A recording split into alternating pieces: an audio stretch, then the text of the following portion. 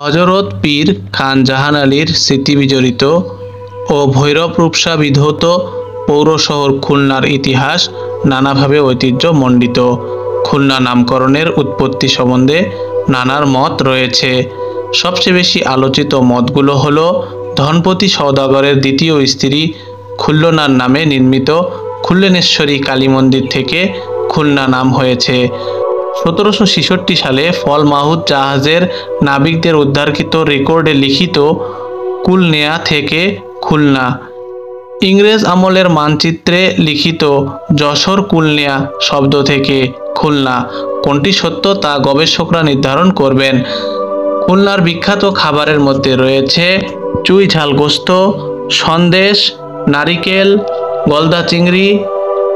খুলনার বিখ্যাত স্থানগুলোর মধ্যে রয়েছে সুন্দরবন, রেলওয়ে স্টেশনের কাছে মিস্টার চার্লির কুটিবাড়ি, দক্ষিণদিঘি, পিঠাভোগ, রারুলি, সেনাহাটি, বকুলতলা, শিরোমণি, বিশিষ্ট রুহুল আমিনের সমাধিসৌধ, চুকনগর, গল্লামারি, খান জাহান আলী কর্তৃক খননকৃত বড় দিঘি, মহিম দাসের বাড়ি, খলিশপুর সত্য আশ্রম, সোনাডাঙ্গা সোলার পার্ক।